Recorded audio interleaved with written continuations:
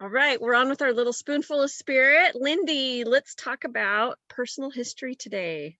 My experience in writing in my journal is two things. One, when I was younger, then I literally made like a checklist of what I did that day. This morning I brushed my teeth and I got my homework in my bag, and then I went to school, and then I did math and I did English. And that's like, if you read my third, or I don't know, that was probably like fifth or sixth grade, that's what my journal was. And then as I got older, I got way into telling details of experiences that I've had. And I would start writing, and then I would be writing a novel about one event, and I wouldn't finish it that day. So then the next day I would pick it up and finish that event, and then I would have to catch up on that day and the stuff that happened that day. And so I would get way, way behind, and then I would just stop because it got overwhelming. And then as I got older, I did a couple different things that were more manageable. And this is more towards, I think, like the busy mom, my ideas on personal history. Well, I have a ton of ideas. So I'm just going to give a bunch of ideas, Yeah. and people can be inspired and do And I what they think want with it. like you were saying, though, there are seasons of our life when it's going to look different, Yeah. right? There's when you're going crazy, it might be a more abbreviated one than when, or maybe just how you are. Maybe you're a more detailed person and you want to put all that detail in. Yeah. Okay. All right. Spat them Yeah. out. Okay, so when I was single, I only wrote about my adventures. I just want to throw this in real fast. This was another phase of my personal history. And so I had all of these pictures of me going to Yosemite and going to Mexico and going to Chicago, and I only wrote about my adventures. So for about 2 years Man, of your life my looked super exciting. life, my kids are gonna read that and be like, "Whoa, mom!" Whoa, wanderlust over here. I said nothing about the daily life. Only I only did adventures, and anything that I had pictures of, which were only adventures. So there's, and I think all of those things are fun. I think all of those Yeah. things, even though they're broken up and there's years where I didn't do personal history, there's still stuff there, you know. And today we have so many wonderful technology things. So like chat books. I think chat books or Shutterfly books or mixed books, those things that make it easy and fun to do our pictures. So then we have a picture journal that you can write little captions and capture those moments. I would even say that social media is a form of personal history. And if you treat it that way, and with the idea of publishing it in a book or downloading it or something where you have it, it's not just like on the internet. So those are good options.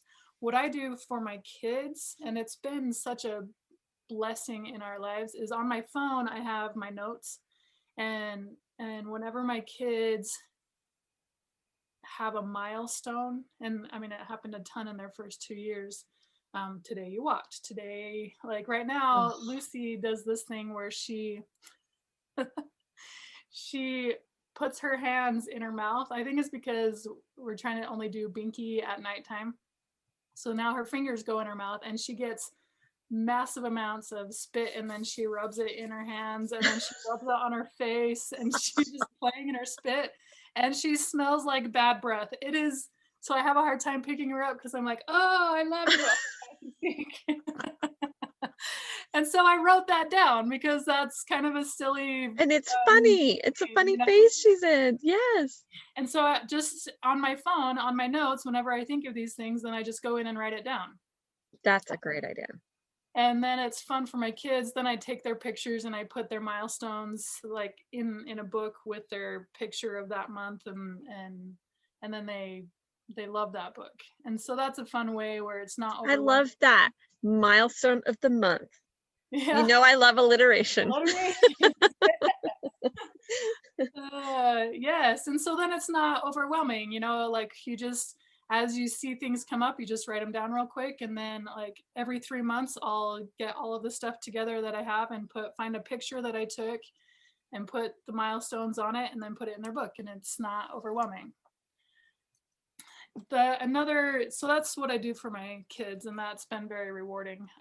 For me, I have a book called Flecks of Gold, and it's a beautiful journal. Okay, I've heard of that. That's by Rachel Nielsen. Did she create that? Wait, I think I have it Yeah, right. 3 and 30 podcast? 30. Yeah, Yeah, yeah, yeah, the podcast. Yeah. yeah. So it was a gift to me because I was having a hard time with feeling stuck as a mom because I'm still in that, like, Oh, I don't yeah. have You're in my own the, life. oh, yeah, man, it's rough. I'm in the trenches. And I was feeling stuck, and so she sent me this journal, and it's beautiful because each page has the date, so like February 3rd, and then on that page there's 3 spots for 3 different years. So you only write a paragraph, which is totally doable, and it's just like what flecks of gold, what little piece of gold happened in being a mother. And Hmm. so then I look back on the day and I think, oh, today was so fun because Zoe and I played slap for 10 minutes and it was just a great bonding experience. And so I write that. And the fun part about that, and the thing that inspires me to write is that then next year, when I come around to February 3rd, then I get to read what happened last year Mm, and then write what happened this year. And then the next that is year, I so come cool. back around to the same date and I do the same thing. I have 2 entries that I get So to it's read. a 3-year journal. The 3-year journal. Oh, so cool. And it's not overwhelming. It's just like one little paragraph. And it helps me reflect on all of the fun things that happen as a mom. So then I am fulfilled and don't feel quite as stuck. So that one has been a huge blessing in my life.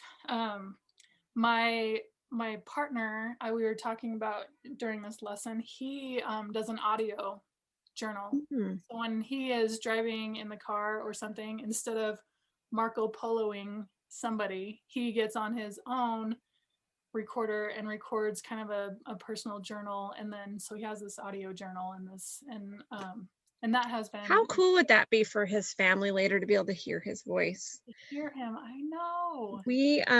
So on Sundays we try to have a little family history time with my kids, whether that be looking up some people on our family tree, or we were taking pictures over at the graveyard doing find a grave, where you document the photos and put in the GPS for people that are looking for their family in the cemeteries.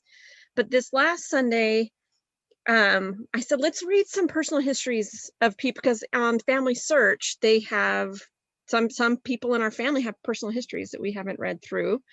And we were reading through my grandpa's, and I remembered that I spoke at his funeral. This is like 9 years ago. This is about the anniversary of his death, just the last week or so. And so I was trying to find my email because I knew that I emailed out to the family some of the things that I talked about. And I found this thing that I had not read at the funeral, but that it was the last few days, because we went on vacation to celebrate my grandmother's 80th birthday, maybe probably her 80th birthday. And we all got together, the whole extended family, everybody was there. And the day after, like the morning after we got home, is when he passed away. And so we had all had like that weekend, but like he even went into the hospital like the day after her birthday. He'd had cancer, so he'd been sick for a really long time. But so we had the chance to spend some of his very final days with him. And so I had written about that whole experience. And so I was reading that with my kids, and I had just forgotten so much of what had happened. And so I'm just like teary and loving it. And it was so special because he knew he was dying. So he was saying things to me that were a lot more personal and special. And then we found this audio recording of him and his last little expressions and testimony that he gave to our family at that party. Someone had recorded it and put it in those family memories. And it was just so awesome to hear his voice. I just thought, this is, even though there were like kids crying in the background and crazy, because I mean, he had 7 children, and then he had great grandchildren. I mean, like there's so much family that were at that thing, but it was just so special to have that voice. So I mean, my kids obviously will have my voice a lot with this podcast. They'll have plenty of things to sift through. But to have somebody in your family be speaking to you, which I'm sure your partner, and some probably talking to himself, but also maybe talking to his future family or something like that too. Yeah, yeah. That was a really long story to go with what you No, say with that. beautiful. But that's perfect on this lesson because you really hit on the point of like, why do we do this? I have a quote in the lesson by Marlon K. Jensen, who was the church historian for I think 15 years. And he put the scriptures, especially the Book of Mormon, make clear that remembering is a fundamental and saving principle of the gospel. We keep records to help us remember. And that's what you said, is that you forgot what you had experienced, and when you read it, you remembered. And he says, remembering the past gives us needed perspective as God's children to have faith in our future destiny and thus to live more faithfully in the present. Lessons Love it. from the past help us cope with our present and give us hope for our future. And how beautiful it is that I can go back and look at all my adventures for 2 years, you know, and relive those feelings and those experiences when I'm feeling like I'm stuck as a mom, and it You feel being like you've done nothing in your life but laundry and change diapers. and even looking forward to the times that I can have those adventures with my kids, you know, Mhm. and remembering, oh, this is who I am, Yeah. and I'm going to force you to do that with me when you're Yeah. old enough. Yep. I'm totally in that phase. Oh. And you will have fun while we're doing it. Yeah, and that's so fun. I do want to say one more journal option, prompts, and that's what the lesson is I have prompts that give you And questions that and give helps you a ideas. ton when you feel stuck. It's Yeah. really hard when you just feel like I have nothing exciting in my life. What should I even write about? Yeah, and the prompts trigger memories and ideas that you wouldn't otherwise think to write down, and so it gives you a good look into, it's healthy for you to write those things because it's good for your psyche, and then it's also fun to have those. There are a couple journals. One of them that I'm thinking of is Promptly Journal. Okay. They have a bunch of journals with prompts, including one where husband and wife, they have prompts. It's a book that you write together and to each other, and it has prompts, That's which is very, cool. very fun. Yeah, I'm still working on convincing my husband that he wants to do.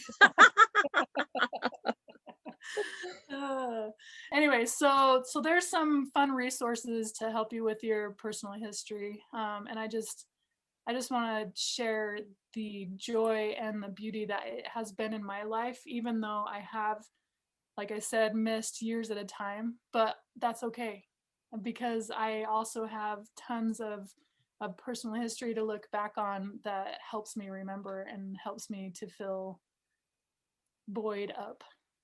I love it. That's perfect.